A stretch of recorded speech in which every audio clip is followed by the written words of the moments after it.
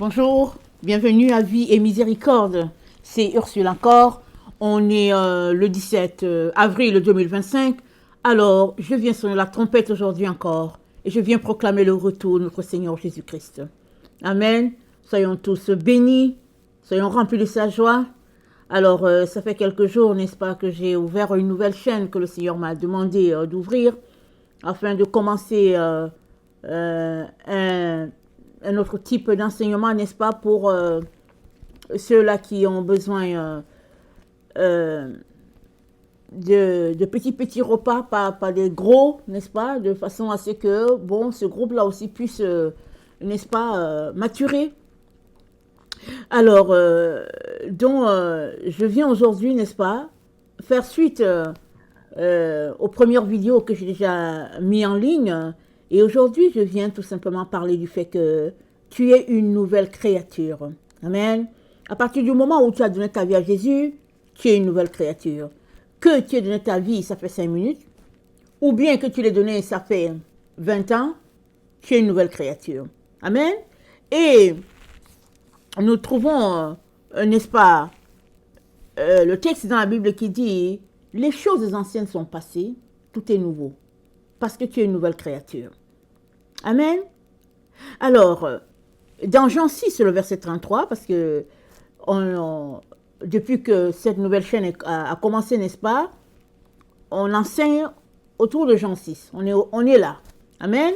Alors aujourd'hui, on regarde encore ce texte-là qu'on a déjà vu. Alors Jean 6, le verset 33, c'est dit « Car le pain de Dieu, c'est celui qui descend du ciel et qui donne la vie au monde. » Amen. Donc Jésus-Christ est celui-là qui t'a donné la vie. En d'autres mots, si tu as donné ta vie à Jésus, alors Jésus-Christ vit en toi. Même si tu ne le vois pas, il vit en toi par le Saint-Esprit. Et c'est ça qui fait que tu es une nouvelle personne. Alors, avant de continuer, n'est-ce pas, dans l'enseignement d'aujourd'hui, j'aimerais ça donner l'opportunité à toutes les personnes qui aimeraient aussi devenir une nouvelle personne, une nouvelle créature. Ce n'est pas compliqué, on n'a pas besoin d'aller quelque part. Là, chez toi, tu peux devenir une nouvelle personne. C'est-à-dire, tu invites Jésus-Christ à venir dans ta vie par une simple prière. Et à partir de là, tu n'es plus la personne d'il y a quelques instants. Parce qu'il y a quelques instants, tu n'avais pas demandé à Jésus de venir dans ta vie. Maintenant que tu fais la prière en lui disant de venir, alors, en toi, il y a deux personnes. Il y a toi et puis Jésus. Amen. C'est ça qui fait que tu es différente. Alors, si ça t'intéresse, n'est-ce pas, de devenir une personne différente, alors répète après moi. Seigneur Jésus, merci d'être mort à la croix pour moi. D'avoir payé le prix à ma place. Tu m'as donné ta vie alors que j'étais destinée à la mort. Merci Seigneur. Je veux aussi célébrer le Saint-Esprit que tu rends disponible pour qu'il puisse m'enseigner à tous les jours. Seigneur Jésus, baptise-moi de ton esprit afin que je puisse faire l'œuvre pour laquelle je suis venu sur la terre. Merci d'avance pour tout ce que tu vas faire en ma faveur et pour tout ce que tu as déjà fait. Amen et Amen. Amen. Alors, si tu as fait cette prière, tu es un enfant de Dieu. Le Saint-Esprit est déjà venu habiter en toi, même si tu ne le sais pas, parce que c'est par le Saint-Esprit que tu deviens enfant de Dieu. C'est le Saint-Esprit qui te convainc que effectivement tu as besoin de Jésus. Et même la petite prière là qu'on vient de faire, tu ne vas pas tout comprendre. Mais Dieu merci, tu l'as faite. Dieu va finir par t'expliquer au fur et à mesure, n'est-ce pas, toutes les questions que tu vas te poser par rapport à cette prière. Et à partir du moment où tu es devenu enfant de Dieu, on l'a dit, tu es une nouvelle créature, tu as besoin d'apprendre ce que les enfants de la maison font. Tu étais d'une autre maison, n'est-ce pas? Et maintenant tu es citoyen du ciel, alors Tu as besoin d'apprendre ce que les citoyens du ciel font. Tu as besoin de lire ta Bible. Amen. Alors que tu lis la Bible, le Saint-Esprit va t'enseigner. Parce que si tu lis juste la Bible comme ça, comme un journal, ça sera tout simplement des écritures pour toi. Ça sera juste un simple journal. Mais si tu la lis avec à tes côtés le Saint-Esprit, la présence de Dieu en toi, alors ces lettres-là qui semblent, n'est-ce pas, inertes, vont tout simplement s'animer, ça va devenir des lettres vivantes et Dieu va se mettre à te parler. Amen. Dieu peut parler à travers sa parole, il peut parler pendant que tu es en train de prier, il peut parler pendant que tu fais autre chose, tu laves tes assiettes, Dieu parle. Il parle, il peut parler partout. Et même s'il ne parle pas, ça ne veut pas dire qu'il n'est pas là. Amen. Parce que le silence, c'est aussi une parole. Amen. Et même, le silence, c'est le meilleur moment, n'est-ce pas? C'est là qu'on entend clairement Dieu. Alors, ça veut tout simplement dire que Dieu est partout. Amen. Alors, pour revenir à notre message d'aujourd'hui, tu es une nouvelle créature. Les choses anciennes sont passées, tout est nouveau. Amen. Alors, Jésus-Christ nous dit donc que lui, il donne la vie. Donc, à partir du moment où on l'a invité à venir en nous, alors la vie de Jésus-Christ est là. Et au verset 47, c'est dit, en vérité, je vous le dis, celui qui croit en moi a la vie éternelle. C'est-à-dire, là où tu es là, si tu as donné ta vie à Jésus, amen, tu as la vie éternelle. C'est là. C'est là, la vie éternelle est là. Maintenant, à toi de cheminer loin des voies de tromperie pour finir ta course, n'est-ce pas, dans la présence de Dieu. Ou bien pour finir ta marche dans la présence de Dieu. Amen. Alors, dans Jean 6, le verset 51, c'est dit, « Je suis le pain vivant qui est descendu du ciel. Si quelqu'un mange de ce pain, il vivra éternellement. » La même chose qu'on vient de lire ici au verset 47. « Si tu crois, tu as la vie éternelle. Et si tu manges, tu vivras éternellement. » Alors, c'est quoi manger, n'est-ce pas? Le corps de Jésus. C'est communier avec lui. Amen. C'est être en lien, en intimité avec lui. Quand tu communies avec Jésus, tu es en train de manger son corps. Tu es dans cette intimité-là que nul ne peut te ravir. Et c'est de cette intimité-là qu'il est question quand Jésus-Christ dit qu'il a aimé l'Église comme le mari aime sa femme.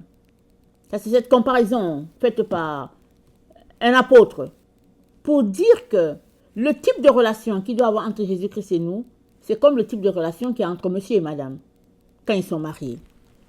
Amen. Et c'est dit, en ce qui concerne la communion, excusez-moi, je suis en train de lire mes notes. En ce qui concerne la communion, c'est avec Jésus-Christ, notre Seigneur et Sauveur, mais c'est aussi avec tous les autres là qui sont partis avant. Les apôtres, tous ceux-là qui ont quitté cette terre, qui ont marché, n'est-ce pas, avec Jésus, et puis qui ont achevé leur course, ils sont aussi en communion avec nous qui sommes ici sur la terre. Amen, c'est ça qui est dit dans 1 Jean 1, le verset 3. Maintenant, étant une nouvelle créature, tu as besoin de te comporter d'une manière que tu te comportais d'une manière différente. N'est-ce pas? Tu es nouvelle. Alors, tout doit être nouveau. Tu ne peux donc pas continuer de faire ce que tu faisais et puis qui ne plaisait pas à Dieu, tu ne peux pas continuer à le faire. Tu es une personne différente, alors que tes actions aussi soient différentes. Verset 19, c'est dit, ainsi donc vous n'êtes plus des étrangers ni des gens du dehors, mais vous êtes concitoyens des saints, gens de la maison de Dieu. Donc tu n'es plus quelqu'un de dehors pour te comporter comme les gens du dehors. Tu n'es plus un étranger pour dire que, ok, voilà, je ne veux pas respecter les règles de la maison. Non, tu es concitoyen des saints, on vient de le dire. On vient de dire que tu es en communion avec Dieu le Père, Dieu le Fils, mais aussi avec tous ceux-là qui ont quitté cette terre, qui sont de l'autre côté dans la gloire. Alors, tu fais Tu es dans l'enceinte. Tu es une personne différente. Marche donc, n'est-ce pas, avec cette différence-là dans ta vie maintenant. Tu n'es plus quelqu'un de l'extérieur. Tu as été intégré dans la famille de Dieu. Amen.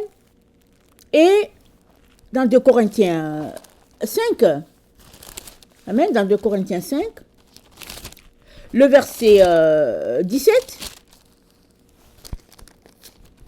excusez-moi, 2 Corinthiens 5, le verset 17, ça dit, si quelqu'un est en Christ, il est une nouvelle créature, les choses anciennes sont passées, voici tout est devenu nouveau, toutes choses sont devenues nouvelles. Et tout cela vient de Dieu qui nous a réconciliés avec lui par Christ, qui nous a donné le ministère de la réconciliation. Amen. Tout cela vient de Dieu, il nous a réconciliés, n'est-ce pas, avec lui à travers Christ. Et maintenant que nous sommes réconciliés avec Dieu, nous aussi nous sommes appelés à réconcilier d'autres personnes avec Dieu. Nous sommes appelés, n'est-ce pas, à prier pour ceux-là qui n'ont pas encore compris cette vérité, afin qu'eux aussi ils comprennent. Nous sommes donc, n'est-ce pas, des agents de réconciliation. Amen. Voilà ce que nous sommes devenus. Il est donc très important que notre vie soit en fonction. Et dans 2 Corinthiens 3, le verset 4, voilà ce qui est dit. Il est dit, cette assurance, nous l'avons par Christ auprès de Dieu. Ce n'est pas à dire que nous soyons par nous-mêmes capables de concevoir quelque chose comme venant de nous-mêmes. Notre capacité, au contraire, vient de Dieu. Il nous a aussi rendus capables d'être ministres d'une nouvelle alliance, non de la lettre, mais de l'esprit, car la lettre tue, mais l'esprit vivifie. Donc, on est ministre, on vient de dire ça. On est des agents de réconciliation, on est des ministres d'une nouvelle alliance. Et la nouvelle alliance, elle vient d'où? Elle vient de Christ qui nous a réconciliés. L'ancienne alliance, c'était quand Dieu a remis les tablettes de la loi, n'est-ce pas, à Moïse, n'est-ce pas? Et puis c'était des lois qui étaient là établies, et puis le peuple devait marcher par la loi. Mais il a été dit que c'était juste un pédagogue. Parce que l'Esprit Saint étant venu, amen, c'est maintenant l'Esprit Saint qui nous enseigne. Et nous, n'est-ce pas, dotés de la présence de l'Esprit, nous sommes, n'est-ce pas, appelés aussi à répandre, n'est-ce pas, cet évangile aux autres, afin que les autres aussi viennent à la lumière. Et ce n'est pas, n'est-ce pas, de s'arrêter au niveau de la loi, de la lettre et tout ça, mais nous avons besoin d'inviter le Saint-Esprit dans notre vie afin que nous puissions être transformés à l'image de Christ. Amen. Donc, voilà ce que le Seigneur a pour nous aujourd'hui. Nous, n'est-ce pas, qui venons de donner notre vie au Seigneur, ou bien nous qui avons marché avec lui et puis qui nous sommes détournés. Il est important, n'est-ce pas, de revenir à Dieu par une petite prière de repentance et le tout va reprendre. Amen. Tu n'es plus quelqu'un de dehors. Tu as été ajouté à la famille de Dieu. Tu fais partie de la famille de Dieu. Comporte-toi comme les gens de la maison. Amen. Alléluia. Soyons tous bénis. Amen.